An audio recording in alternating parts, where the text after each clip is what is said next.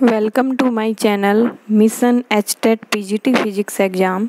Question number 2. A block of mass 2 kg is at rest on a horizontal surface. The coefficient of friction between the block and the surface is 0.1. A horizontal force of 3 Newton is applied to the block. The speed of block in meter per second after it has moved a distance of 9 meter will be. Consider coefficient of static friction, that is mu s, and coefficient of kinetic friction, that is mu k, is equal to 0.1 and g is equal to 10 meter per second square. यहाँ पर हमें question में दिया गया है एक block है जिसका मास 2 kg है, जिसको एक हॉरिजॉन्टल सरफेस पे रखा गया है और स्टार्टिंग में वो रेस्ट पे है। और यहाँ पर जो काइनेटिक फ्रिक्शन का कोफिशिएंट और स्टैटिक फ्रिक्शन का जो कोफिशिएंट है वो गिवन है 0.1 और एक हॉरिजॉन्टल फोर्स 3 न्यूटन लगाया गया ब्लॉक पे। तो हमें कैलकुलेट करनी है कि जब ब्लॉक 9 मीटर डिस्टेंस कवर कर लेता है तो ब्लॉक की स्पीड कितनी होगी। तो हमें यहाँ पर सबसे पहले फ्री बॉडी डायग्राम बनाना है।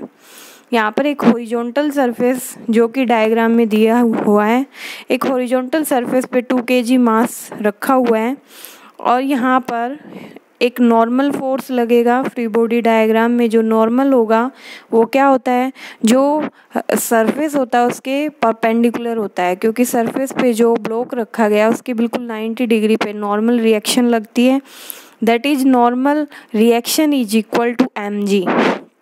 मास है ब्लॉक का 2 kg और g की वैल्यू हमें गिवन है 10 मीटर पर सेकेंड स्क्वायर। तो n की वैल्यू जो नॉर्मल रिएक्शन है उसकी वैल्यू हमारे पास मिल गई 20 न्यूटन, क्योंकि यहाँ पर हमें स्पेशली मेंशन किया गया है कि स्पीड निकालनी है ब्लॉक की और जो ब्लॉक है वो मूव करेगा। तो हम डायरेक्टली भी कैलकुलेट कर सकते हैं काइनेटिक फ्रिक्शन, लेकिन अगर ऐसा नहीं गिवन होता, हमें सिंपली एक्सीलरेशन निकालना होता, तो हम क्या करते, पहले लिमिटिंग फ्रिक्शन निकालते। लिमिटिंग फ्रिक्शन होता है mu s into N. Mu s होता है coefficient of static friction into normal reaction. तो म्यू एस की value 0.1 into 20 that is 2 newton. तो लिमिटिंग फ्रिक्शन हमारे पास which is opposite to the applied force. जो फ्रिक्शन होगा वो हमेशा अपोज करता है मोशन का, रिलेटिव मोशन को। तो एफ एल जो 2 न्यूटन है वो 3 न्यूटन के बिल्कुल अपोजिट होगा।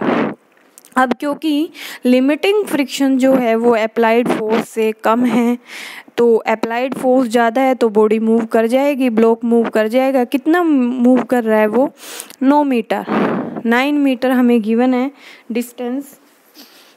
तो हम यहाँ पर इक्वेशन लगा लेते हैं 3 न्यूटन। अच्छा, हम काइनेटिक फ्रिक्शन भी कैलकुलेट कर लेते हैं। म्यू के इंटू एन, म्यू के होता है coefficient of kinetic friction that is 0.1 is given. तो हमें यहाँ पर एफ की वैल्यू भी 2 न्यूटन मिल जाती है। यहाँ पर जैसे ही हम इक्वेशन लगाते हैं तो 3 - 2 applied force minus kinetic friction is equal to mass into acceleration. 3 - 2 is equal to 2 into a. Acceleration हमारे पास मिल गया 0.5 मीटर पर सेकेंड स्क्वायर।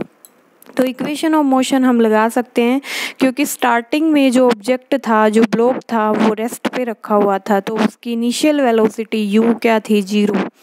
तो हमें v कैलकुलेट करनी है, तो v² - u² that is equal to 2as।